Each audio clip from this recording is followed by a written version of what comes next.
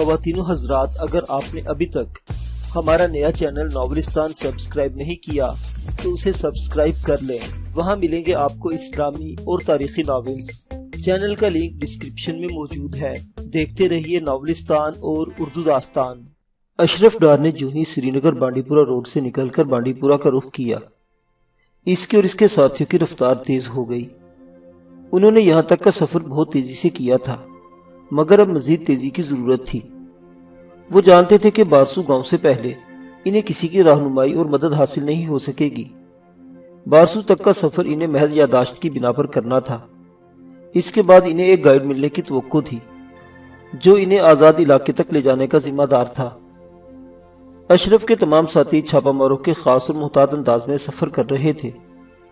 راستے میں انہوں نے یہ جانتے ہوئے بھی کہ دیہات میں دوست زیادہ اور دشمن کم، کسی کی مدد حاصل نہیں کی تھی۔ انہیں ابھی تک کسی نے دیکھا بھی نہیں تھا، بس سلسلہ کو درخت، ٹیڈے، دلدلیں، مکئی اور دھان کے کھیت یا آسمان ان کو دیکھ رہا تھا۔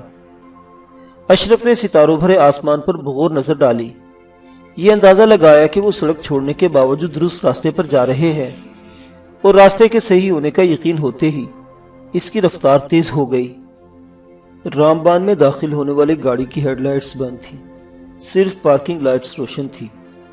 گاڑی کے اندر بھی گوپ اندھیرا تھا، لیکن 400 پھیلی ہوئی چاندنی کے سبب گاڑی کے اندر بیٹھے ہوئے ہولے نظروں سے اوجھل نہیں ہونے پائے تھے۔ ان ہولوں اور گاڑی پر نظر رکھنے والوں کے پاس انفرا ریڈ دوربینیں تھی۔ یہ لوگ رام بان کے مختلف حصوں میں پھیلے ہوئے تھے۔ ایسے ہی درجنوں اہم پوش اور مسلح افراد سے بھرے ہوئے کئی ٹرک علاقے میں کیموفلاج تھے۔ ایک مکان کی چھت پر مشین گن نصب تھی، اور اسی مشین گن کے قریب بھارتی انٹیلیجنس، آئی بی اور را کے 3 شاطر اور ماہر ایجنٹ اوندھے لیٹے ہوئے تھے۔ اس مشن کی قیادت انہی کے پاس تھی۔ انہوں نے شبیر احمد شاہ کی گرفتاری کے لیے جو ٹاسک فورس بنائی تھی، اس کے بارے میں اعلیٰ حکام کو یقین دکھا کہ یہ ناکام نہیں رہے گی۔ گاڑی آ رہی ہے ملوترا، مشین گن کے دائیں طرف لیٹے ہوئے شخص نے دھیرے سے کہا۔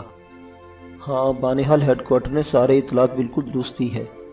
گاڑی کی رفتار کا اندازہ لگا کر رام بان تک پہنچنے کا وقت بتانا بہت مہارت کا کام ہے پرکاش۔ میرے لوگ اس کام میں ماہر ہیں، پرکاش نے ہنس کر کہا۔ تم کہو، اب کیا ارادہ ہے پردیپ؟ پہلے انہیں ان کے ٹھکانے تک پہنچ دے دو، مشین گن کے ساتھ چپکے ہوئے پردیپ نے جواب دیا۔ میں چاہتا ہوں کہ کوئی بھی چڑیا اڑنے نہ پائے۔ میرا خیال ہے کہ آج کچھ پاکستانی بھی پکڑے جائیں گے، ملوترا نے، جس کا تعلق راہ سے تھا، بہت فخریہ انداز میں کہا۔ 2-3 اصلی پاکستانی ہاتھ لگ جائے تو میرا مسئلہ حل ہو جائے گا۔ ہاں، اب تک تم لوگوں کو پاکستانی بنا کر کام نکالتے رہے ہو یار۔ ویسے سچی بات تو یہ ہے کہ تم نے ابھی تک کسی پاکستانی کو پکڑنے میں کامیابی حاصل نہیں کی۔ کامیابی یقیناً حاصل ہو جاتی، مگر وہ کمانڈر شمس الحق ایسا چھلاوا ثابت ہوا کہ ڈوڈا سے تمام لڑکوں کو لے کر نکل گیا اور ہم ہاتھ ملتے رہ گئے، ملوترا نے جواب دیا۔ اس شمس الحق نے تو تنگ کر کے رکھا ہے۔ تمہیں ڈوڈا میں ناکامی کا غم، مگر ہم تو یہ سوچ رہے ہیں کہ جلدی پورے کشمیر میں ہمیں منہ کی کھانی پڑے گی، پرکاش نے کہا۔ میری اطلاعات کے مطابق وادی میں مسلح افراد کے لیے حمایت روز بروز بڑھتی جا رہی ہے، اور پردیپ نے اس کا ہاتھ دبا دیا۔ گاڑی عین اسی وقت بالکل سامنے والے مکان کے قریب رکی تھی۔ اس کی پارکنگ لائٹ بھی بجھ چکی تھی، اور اب مکان کا ایک تاریک شیشہ مان ہی روشن ہو گیا تھا۔ Focus, right to focus, left. Malhotra نے واکی ٹاکی نکال کر سرگوشی شروع کر دی۔ Focus, right to focus, left, are you reading me? Yes. دوسری طرف سے بہت صاف آواز سنائی دی۔ ہم نے انہیں دیکھ لیا ہے، کلوز ان، ملوترا نے جواب دیا۔ دبے قدموں، کوئی آواز نہ ہو، ابھی دھاوا نہیں بولنا ہے۔ یس سر، میں مکان سے 10 گز دور پوزیشن لے رہا ہوں۔ ٹھیک، دوسروں سے بھی کہو کہ محاصرہ مکمل کر لیں، لیکن سنو، اس وقت تک اپنی جگہ سے کوئی بھی نہ ہلے جب تک وہ سب کے سب مکان کے اندر نہیں چلے جاتے۔ ان کے اندر جاتے ہی سب سے پہلے گاڑی پر قبضہ کرنا ہے۔ اگر ڈرائیور اندر نہیں گیا تب؟ تم احمق ہو، ان کی گاڑی چلانے والا عام ڈرائیور نہیں ہوتا گدھے، ملوترا نے بے رحمی سے جواب دیا۔ وہ سب کے سب کمانڈر یا علاقائی کمانڈر ہیں، سمجھ گئے؟ وہ سب اندر جائیں گے۔ اسی وقت پرکاش کو، جس کا تعلق ملٹری انٹیلیجنس سے تھا، اپنے وائرلیس پر سگنل ملنا شروع ہو گئے۔ کیا بات ہے؟ اس نے جھلا کر کہا۔ میں سن رہا ہوں، اوور۔ مکان کے اندر چندی گڑھ، روپڑ اور جلندھر سے تعلق رکھنے والے 4 افراد موجود ہیں سر۔ ان کا تعلق ببر خالصہ سے ہے، اس کی تصدیق ہو گئی ہے، اوور۔ تم نیرے گدھے ہو، یہ اطلاع ہمیں کل ہی مل گئی تھی۔ اب تم کسی اور چیز کو طاق میں مت رہو۔ تمہارا کام مکان پر دھاوا بولنے والے دستے کو کور دینا ہے، سمجھ گئے، اوور اینڈ آل۔ پرکاش نے غصے سے کہتے ہوئے سوئچ آف کر دیا۔ آئی بی کے پردیپ کمار کو بے حد خوشی تھی کہ موہن لال کی اطلاع 100% درست ثابت ہوئی۔ یہ پہلا موقع تھا کہ آئی بی نے کسی بڑے شکار کے لیے جال ڈالا تھا۔ میرے ساتھی کو تم لوگوں سے بہت شکایت ہے، شبیر احمد شاہ نے ارشد کی طرف اشارہ کرتے ہوئے ببر خالصہ کی سورج سنگھ سے کہا، جو ان سے اس طرح ملا تھا جیسے وہ سب اس کے بچپن کے دوست ہوں۔ شبیر احمد شاہ کے لیے بہرحال اس کے جذبات میں احترام بھی شامل تھا۔ وہ کیوں سجنوں، کیا ہم سے کوئی خطا ہو گئی؟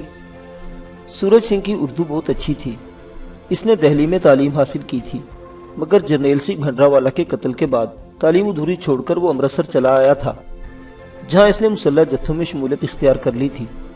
سورج سنگھ اب پنجاب کی بھارت سے آزادی کے لیے سرگرم تھا۔ اس کی خواہش تھی کہ کشمیری جاں بازوں اور سکھ آزادی پسندوں کے درمیان کسی قسم کا عملی تعاون ہو سکے۔ اسے اس مقصد کے اپنی تنظیم کی مکمل تائید حاصل تھی۔ جموں میں سرگرم باز کشمیری حریت پسند پہلے ہی سکھ تنظیموں سے تعاون کر رہے تھے، اور اس کے عوض انہیں پٹھان کوٹ، مادھو پور اور دھرم شالہ میں سر چھپانے کی صورتیں حاصل تھی۔ راوی پار کے علاقوں میں حریت پسندوں نے باقاعدہ تربیتی مراکز بنا رکھے تھے، مگر ان کی حیثیت آٹے میں نمک کے برابر تھی۔ ابھی تک کشمیر اور پنجاب کی کسی بھی بڑی تنظیم میں باہم تعاون پیدا نہیں ہوا تھا۔ نہیں، تمہاری بات نہیں، ماضی کی بات ہے، شبیر احمد شاہ نے ہنس کر کہا۔ ہمارے مجاہد دوست کا کہنا ہے کہ تقسیم کے وقت سکھوں نے مسلمانوں پر بڑے ظلم کیے تھے۔ ہاں، سورن سنگھ نے چھاتی پر ہاتھ مار کر بڑے درد بھرے انداز میں ارشد کی طرف دیکھا۔ ایک شعر سنو گے؟ شعر؟ ارشد حیرت سے اس کی طرف دیکھنے لگا۔ میں کوئی وضاحت پیش نہیں کروں گا، لیکن یہ شعر تمہارے ہر اعتراض کا جواب ثابت ہوگا۔ بویا جو بزرگوں نے وہی کاٹ رہے ہیں، بویا جو بزرگوں نے وہی کاٹ رہے ہیں، اب تک میرے بچوں کا مقدر نہیں بدلا۔ کمرے میں ایک لمحے کے لیے سناٹا چھا گیا۔ شبیر احمد شاہ بھی حیرت سے سورج سنگھ کی طرف دیکھتے رہ گئے۔ ارشد کی حالت ان سے مختلف نہ تھی، لیکن اسے شرمندگی کا احساس بھی ہو رہا تھا۔ دوسرے مجاہد پہلو بدل رہے تھے، جبکہ سورج سنگھ کے ساتھی چائے کی پیالیاں سجانے میں مصروف تھے۔ دل صاف ہو گیا جوان؟ سورج سنگھ نے مسکراتے ہوئے پوچھا۔ مجھے آپ کی نسل سے پہلے بھی کوئی شکایت نہیں تھی، ارشد نے بمشکل جواب دیا۔ یہ بات سچ ہے، آپ اور ہم دونوں ایسے بزرگوں کا بویا ہوا کاٹ رہے ہیں جنہوں نے ہمیں ہمیشہ برائے فروغ سمجھا۔ شاباش ہے جوان، سورج سنگھ بدستور مسکرا رہا تھا، اور پھر شبیر احمد شاہ کی طرف دیکھ کر بولا، ہم چائے پینے کے بعد آرام سے بات کریں گے کمانڈر، بہت سی باتیں کرنی ہیں، ماضی کو بھلا کر حال کی اور مستقبل کی۔ یقیناً، شبیر احمد شاہ نے جواب دیا، مجھے خوشی ہے کہ ہم آج ایک چھت کے نیچے موجود ہیں۔ اور ابھی شبیر احمد شاہ کی بات پوری نہیں ہوئی تھی کہ اچانک چھت پر کسی کے کودنے کی آواز آئی۔ اسی کے ساتھ ایسا لگا جیسے دروازوں پر بیک وقت کئی افراد لاتے مار رہے ہوں۔ وہ سب سنبھلے بھی نہ تھے کہ سائرن کی آواز سنائی دینے لگی۔ یہ آواز بہت قریب سے آ رہی تھی، شاید گھر کے دروازے سے۔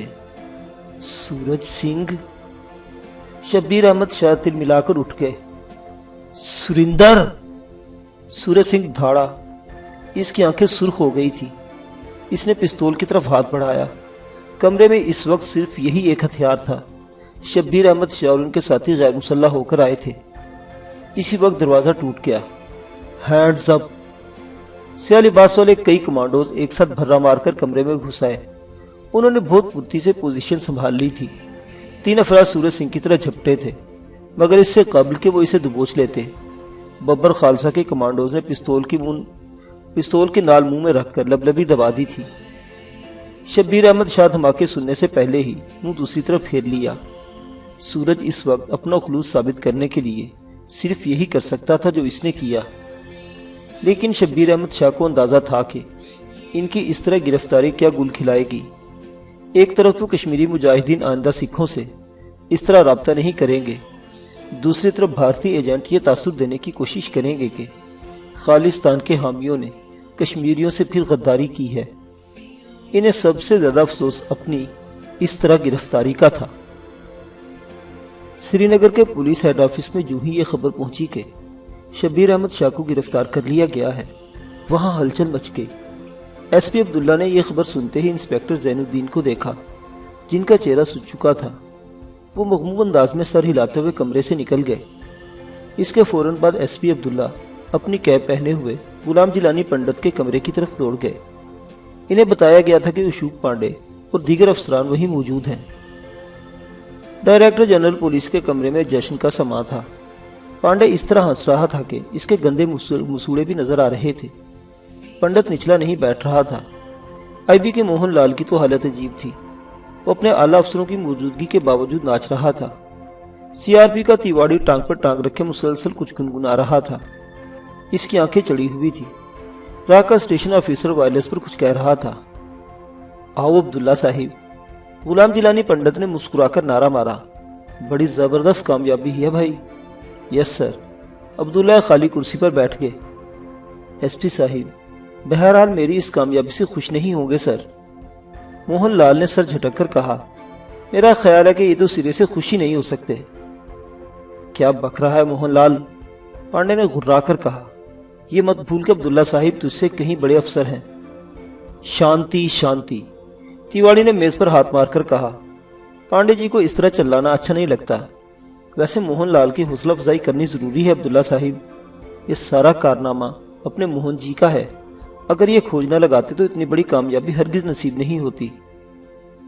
مجھے موہن لال کی صلاحیتوں پر کبھی شک نہیں ہے سر، ایس پی عبداللہ نے جواب دیا۔ یہ بڑے کام کے آدمی ہیں، اور ان کے آدمی بھی بڑے کام کے ہیں۔ کیا نام ہے اس کا؟ بانگڑو۔ وہی تمہارا خاص آدمی ہے نا؟